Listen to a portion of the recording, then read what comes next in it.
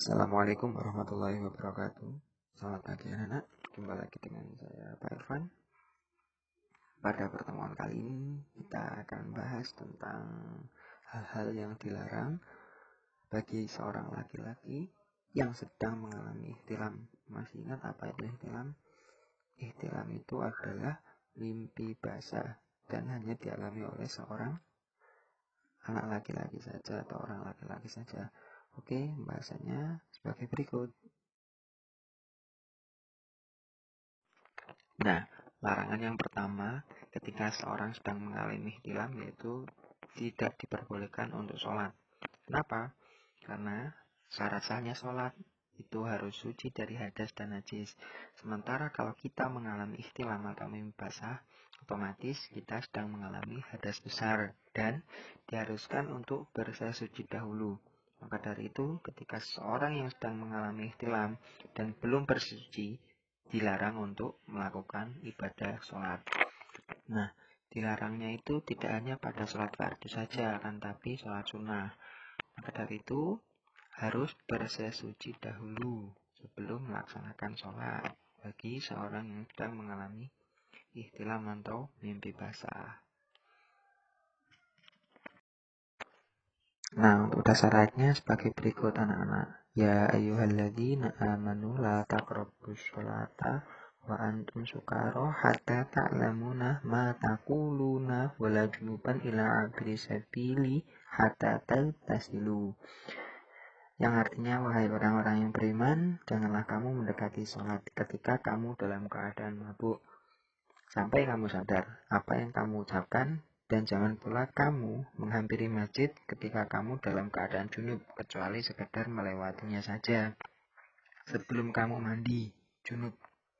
Nah, ayat ini yaitu surat An-Nisa ayat 43. Bunyinya seperti tadi, ayat yang melarang kita masuk masjid ketika sedang junub. Nah, larangan yang kedua yaitu berdiam diri di dalam masjid. Nah, berdiam diri di dalam masjid itu tidak hanya dalam bentuk i'tikaf saja, tapi ketika kalian berdiskusi dengan teman dan yang lain sebagainya. Nah, laki-laki yang ihtilam dilarang berdiam diri lama di masjid, baik untuk i'tikaf maupun untuk keperluan lainnya. Namun, apabila hanya lewat saja, maka diperbolehkan. Dasar ayatnya sebagai berikut ya anak-anak. Bunyinya sebagai berikut.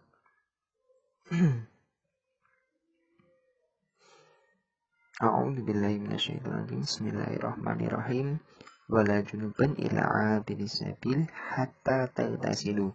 Ini lanjutan surat, potongan dari ayat surat An-Nisa ayat 43.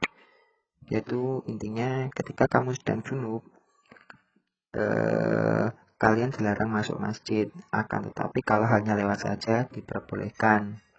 Seperti itu. Ditakutkan kenapa toh kok kita tidak boleh berdiam diri di masjid.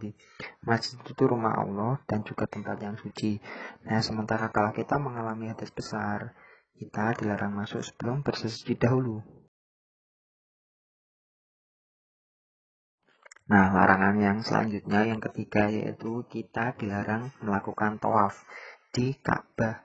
Nah, laki-laki yang sedang mengalami ihtilam dilarang melakukan tawaf di Ka'bah, baik tawaf itu tawaf yang wajib maupun tawaf yang sunnah, tawaf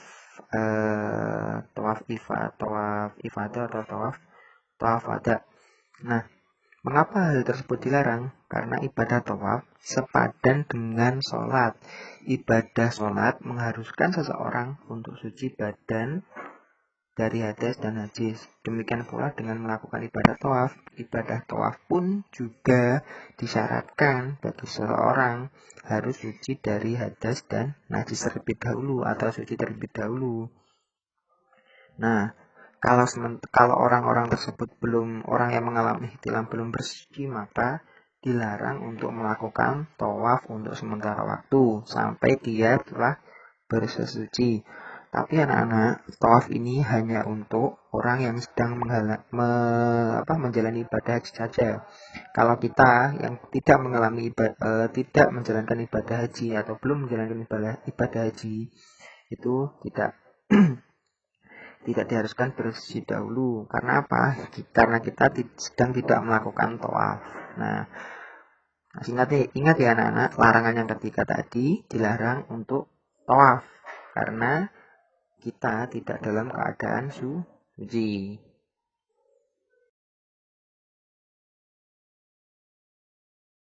Nah, anak-anak, larangan yang selanjutnya atau larangan yang keempat ketika seorang sedang mengalami ihtilam yaitu dilarang membaca Al-Quran. Laki-laki yang sedang ihtilam dilarang membaca Al-Quran. Hal itu berdasarkan sabda Rasulullah SAW yang berbunyi sebagai berikut. La takrahu haidoh wala junubu syai'an minal Quran. Yang artinya seorang yang haid maupun junub tidak diperbolehkan membaca bagian dari Al-Quran. Nah, akan tetapi bagi laki-laki yang sedang ihtilam, intinya diperbolehkan untuk melafalkan Al-Quran. Melafalkan loh ya, di dalam hati. Ingat, boleh melafalkan Al-Quran tapi di dalam hati. Jadi tanpa menyentuh mushaf Al-Quran. Nah, sebagaimana diperbolehkannya melihat ayat-ayat Al-Quran dalam mushaf. Jadi, kita juga tetap diperbolehkan melihat ayat-ayat yang ada di dalam Al-Quran. Dengan catatan tanpa memegang mushafnya atau Qurannya itu. Selain itu, tidak dilarang membaca Al-Quran dengan tujuan untuk berzikir. Bukan untuk niat membaca Al-Quran atau niat tadarus. Contoh-contoh ayat yang sering kita baca ketika zikir yaitu sebagai berikut. A'udzubillahi minasyaitonirrajim. Bismillahirrahmanirrahim. Rabbana atina fid dunya hasanah wa fil akhirati hasanah wa qina adzabannar.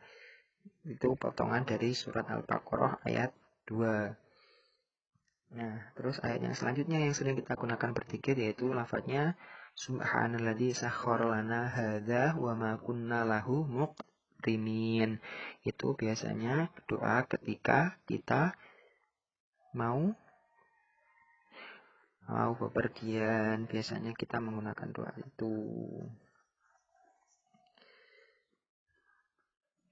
Nah, jadi intinya kita sebenarnya tetap diperbolehkan baca Quran meskipun dalam keadaan ihtilam, akan tetapi tanpa memegang mushafnya dan juga dengan niat berzikir, bukan dengan memegang mushaf dan juga niat untuk tadarus Al-Quran. Oke, paham ya anak-anak? Nah, larangan yang kelima itu masih ada kaitannya dengan larangan yang keempat, masih ada hubungannya. Kalau larangan keempat tadi dilarang membaca Al-Quran. Sementara kalau larangan yang kelima ini dilarang membawa ataupun menyentuh mushaf Al-Quran. Nah, baik menyentuhnya, baik menyentuh kulitnya, menyentuh kertasnya, ataupun kita membawanya lalu ditaruh di kantong, saku kantong baju. Itu. Ada syaratnya sebagai berikut, yaitu surat Al-Waqiah ayat 79. Bismillahirrahmanirrahim.